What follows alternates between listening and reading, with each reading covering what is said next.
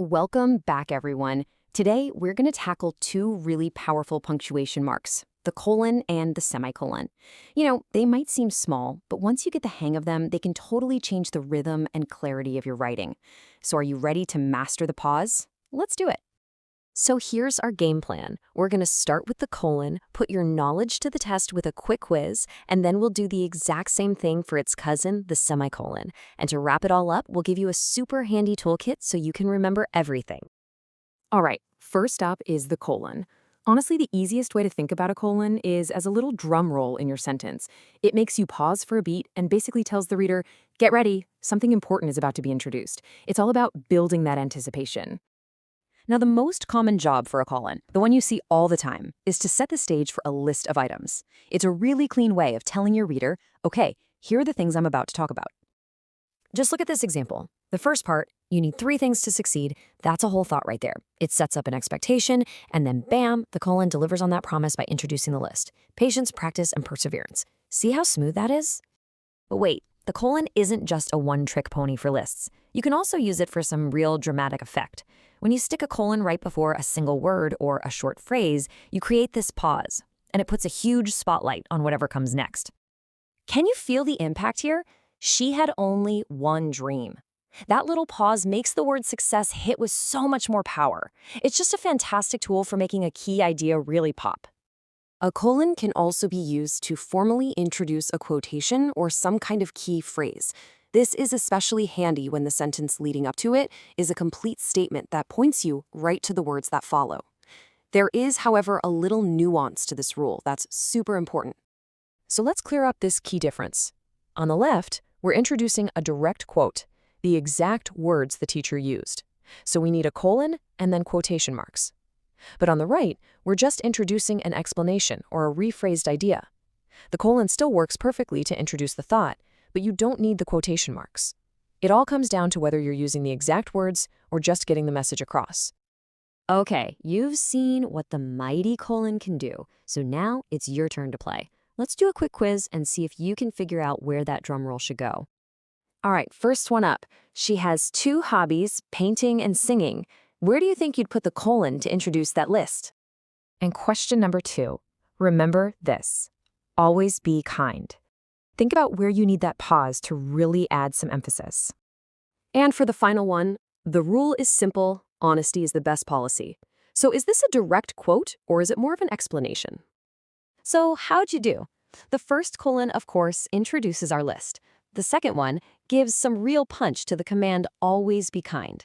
And the third one introduces a famous quote, so it gets those quotation marks. Awesome job! Okay, let's switch gears and move on to the semicolon. Now, if the colon is our drum roll, I want you to think of the semicolon as a super comma. It's definitely stronger than a comma, but it's not quite as final as a period. Its whole purpose is to connect closely related ideas with a bit of style. So, the main job of a semicolon is to join 2 complete sentences. 2 ideas that could stand on their own, but are just too closely related to be split up by a full stop. It shows your reader, hey, these 2 thoughts, they belong together. Look at this example. I have a test tomorrow is a complete sentence. I can't go out tonight is also a complete sentence. The semicolon acts like a bridge between them, showing that cause and effect relationship without needing a word like so or because. It just feels so much smoother, so much more sophisticated. Okay, now this is where that whole super comma idea really makes sense. When you have a list, but the items in your list also have commas in them, it can get super confusing, right? Well, that's when the semicolon steps in to act as a heavy-duty separator. It brings order to the chaos. See how these semicolons are working their magic? Without them, that list would just be a confusing mess of commas, but the semicolon groups each city-country pair together perfectly. It makes the whole sentence crystal clear. And finally, a semicolon can be used to create this really beautiful balance between 2 ideas that either complement or contrast with each other. It puts 2 complete thoughts right next to each other and kind of invites the reader to compare them. You see how that works? The sentence presents 2 different preferences in this really balanced, parallel way. The semicolon is the perfect little pivot point right in the middle, creating one flowing sentence that really highlights the contrast.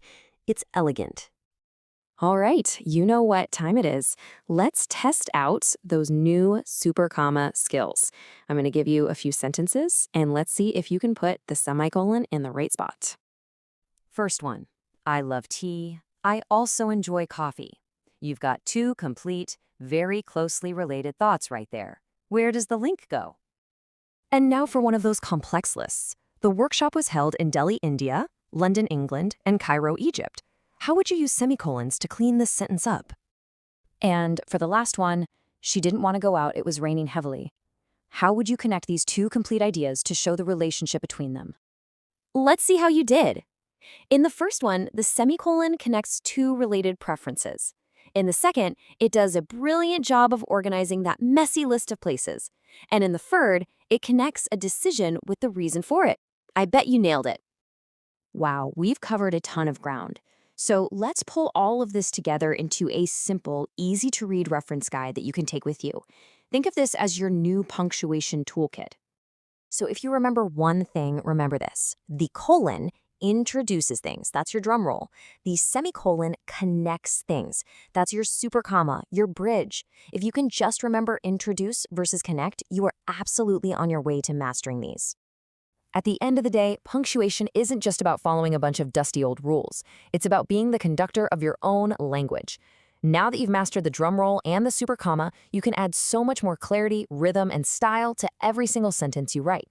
To keep building up your language skills, make sure you watch, subscribe, comment, and share the videos over at Nestlingua. Thanks for joining me.